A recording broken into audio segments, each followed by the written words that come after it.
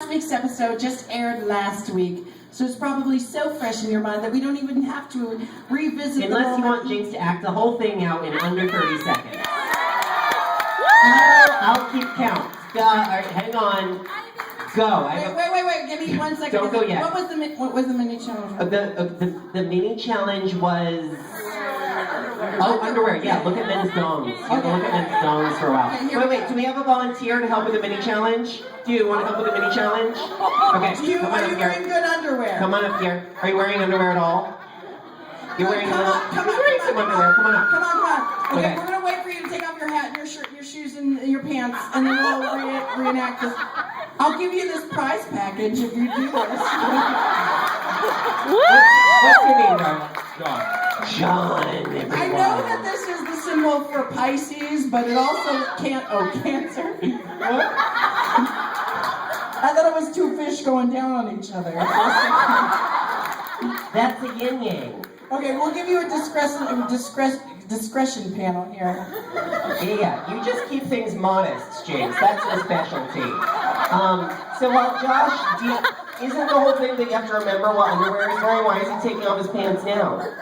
We're just gonna pretend. Oh, okay. Yeah, no. Take them off. The thing is, if Jinkx can remember what's under your underwear, I'm pretty sure is how it went. Is that what it was? What kind of cock ring is he wearing? That's what we're gonna find out. Okay, are you ready to tie me? The truth is not important. We're gonna capture the essence of the episode. Accuracy is Josh, you're doing great. Josh, you're doing great. Are you ready? I'm ready. Okay, all right. RuPaul's Drag Race, Season 5, Episode 8 in 30 seconds. Oh my God, I can't remember. Oh my God, okay, I lose. Okay, you all have to sell perfume. Perfume, I'm gonna make mine smell like Seattle. Oh wait, now it smells like boysenberry pie. Oh well, delusion. Okay, Roxy, thick and juicy. I didn't write a script, sorry. 4, What's happened? 3, I don't know what is the 2. secret. Ivy Winters, I'm in love with you.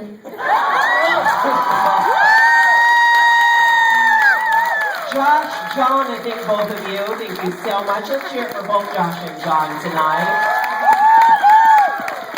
Now, that was the episode that it was revealed that in one moment, in passing, while doing my makeup, I mentioned to Alaska that I may or may not have a slight crush on Ivy Winters, and then the next day the internet exploded for the second time. Yes, and here's the truth. Ivy and I are good friends. Ivy lives on the other side of the country. Ivy now has a boyfriend, and Ivy had no idea that I had any kind of anything for her other than friendship until that episode aired. But here's the thing that I will remind everyone. It was, at this point, 7 drag queens in one room for that many weeks. I just went for the most attractive, singlest person there, which happened to be Ivy Winters, but I don't regret a moment of it. A lot of great love stories have started that way. The funniest thing that has happened since then is the fan fiction. Have I talked about the fan fiction? You did, but I think we should. The fan fiction, ladies and gentlemen. So, Ivy Winters, Jinkx, Monsoon, and Frodo are all in. There is on Tumblr, there was a fan fiction thing posted. I'll set the scene for you. It's just a paragraph that I saw myself before I was like, oh, I gotta stop reading and laugh because that's gonna make me wonder. Anyway, there was some fan fiction posted, and I'll give you my favorite snippet. Ivy then clasped the rhinestone necklace around Jinkx Monsoon's slender alabaster neck. Jinkx looked into Ivy's eyes and said, am I glamorous now? Ivy said, oh yes, Jinkx. But do you know what I would think? Do you know what I think would look better than that rhinestone necklace? a pearl necklace. Ivy then reached around Jinkx, caressing her scaly white shoulders. But anyways, you can guess where it went from there, ladies and gentlemen. Well, based on her Snatch Game performance, it sounds like she just really meant a pearl necklace, but I don't think double entendres are her thing. But,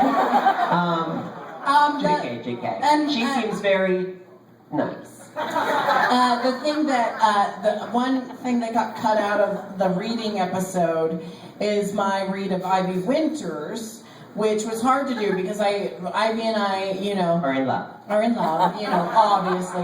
No, but seriously, from the moment Ivy and I had to play Rue and Lady Bunny together, our friendship started blossoming, and we started getting close. And like on our dinner breaks, ladies and gentlemen, we weren't allowed to talk about the show at all. They wanted us to be completely silent so that they wouldn't miss anything. Exactly. It's impossible. 7 drag queens being silent for more than 5 seconds. Impossible! So they said, just at least don't talk about the show. You can talk about anything but drag and what's happening on the show. So Ivy and I got to know each other personally as friends over our dinner breaks at Jack in the Box. And... not my choice. Because I said, can we get some pad thai? And Alyssa said, pad thai? What the fuck is pad thai? I didn't need no pad thai, Miss Monsoon. In any case, so over our meals at Jack in the Box, Ivy and I grew close. And I forgot where I was going with this. Oh no! I didn't know there was actually an end. The reading of Ivy, my only read I could think of with Ivy for that episode was, Ivy, everyone's giving you a hard time about your portrayal on the Snatch Game, but I think your impersonation of Mrs. Doubtfire was spot on.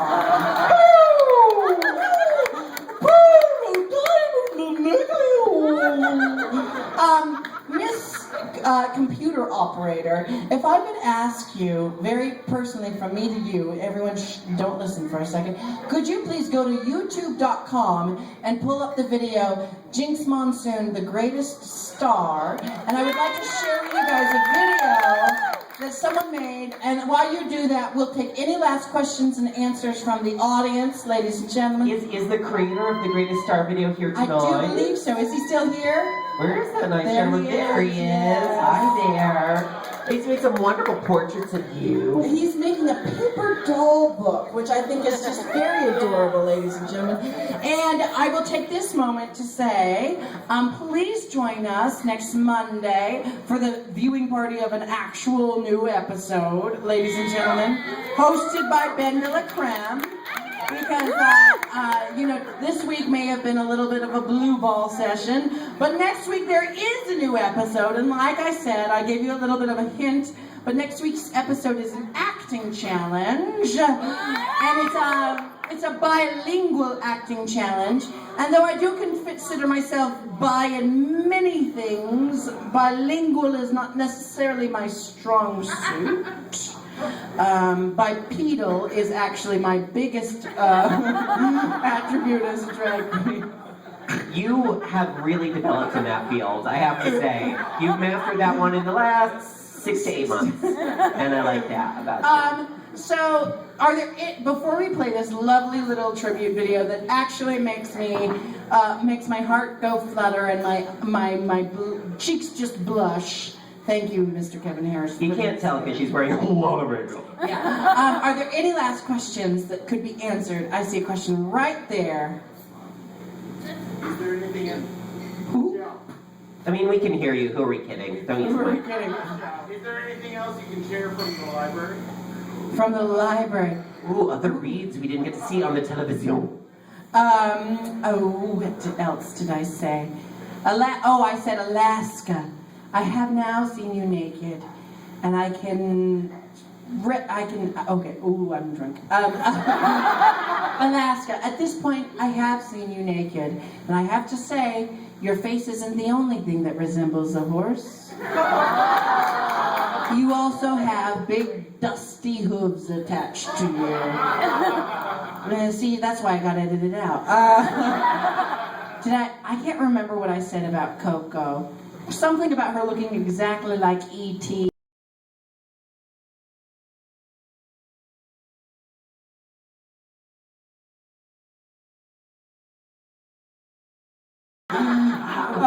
Yeah, looking around for Reese's Pieces around the Grand Piano. Yeah. And then I said something to Alyssa along the lines of, next time you get your lips worked on, will you please just have them sealed shut?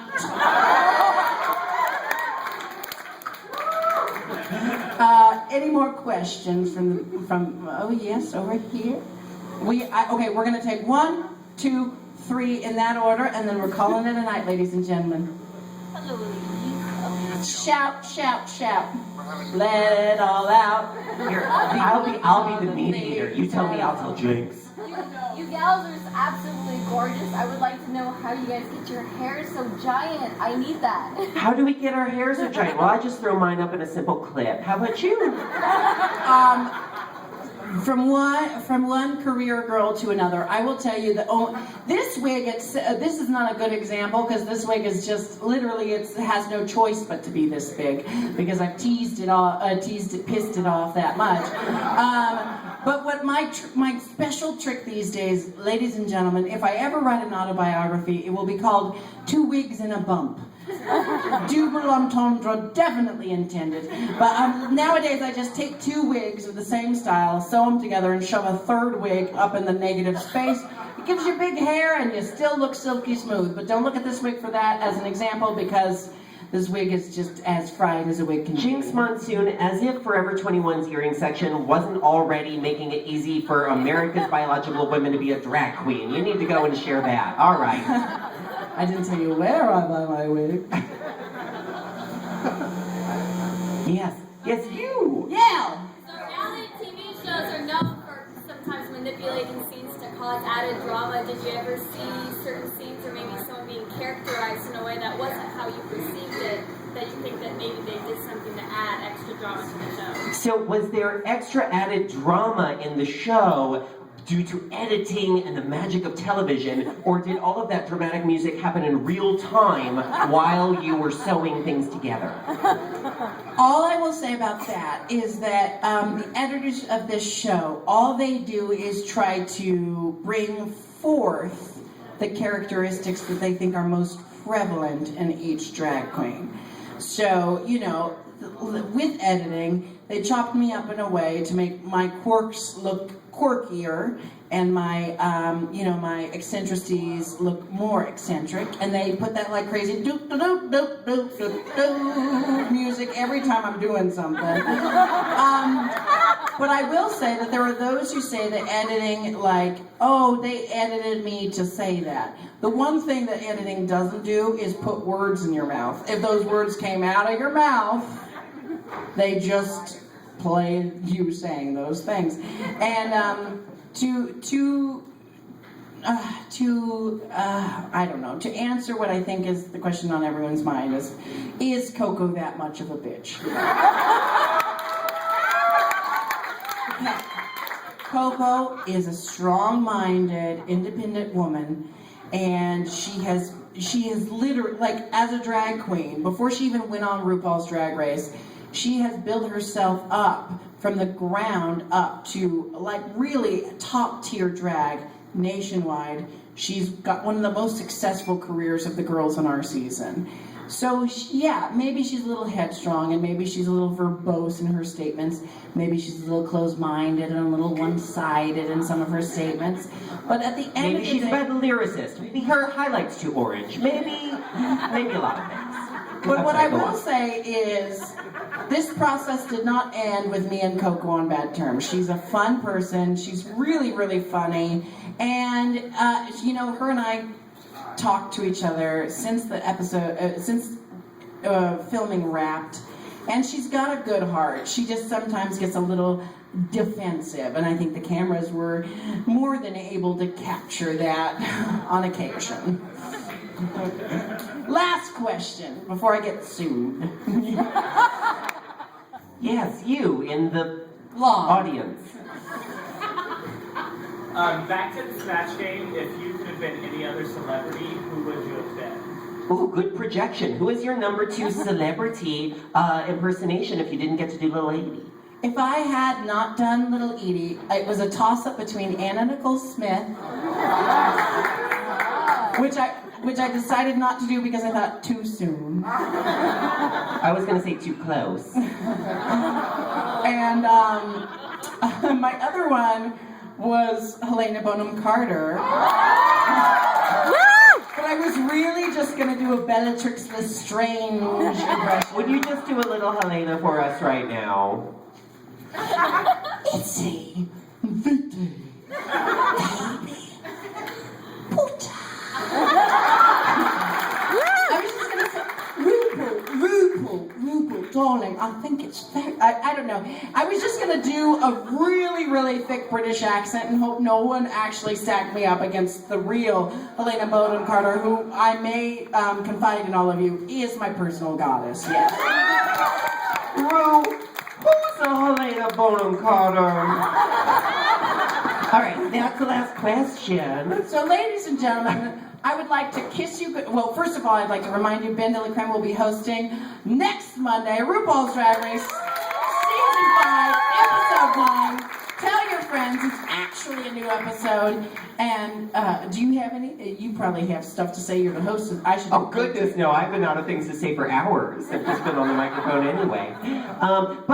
But maybe we could just say something nice about the shining star of Seattle, who has brought so much attention to this Emerald City of ours, and who has worked long and hard through all sorts of trials and tribulations throughout these episodes that we've just covered, and made such a huge impression nationally, drawn so much attention, and still manages to be actually meek, humble, and sweet in real life, not even for lysies. Ladies and gentlemen, can you please hear for the exceptionally talented goddess of the season of goddesses, Miss Jinkx Monsoon.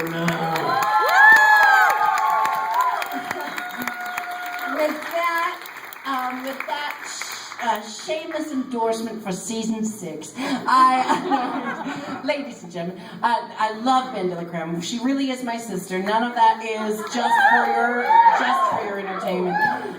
I was really reluctant at first to do these viewing parties. I'm gonna be honest with you guys.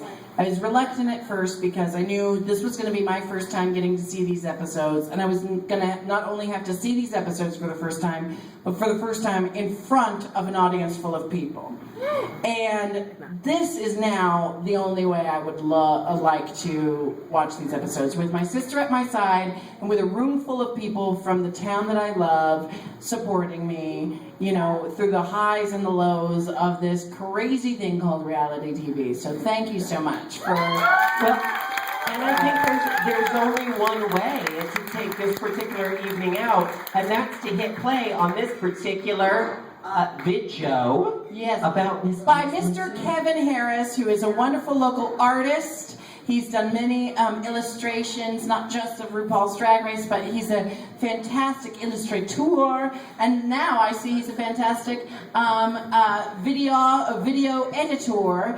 And he put this is a mashup of moments from RuPaul's Drag Race, set to the song The Greatest Star, as sung by Barbara Streisand, depicting Fanny Bryce in the musical Funny Girl. You can't get any better than this, ladies and gentlemen.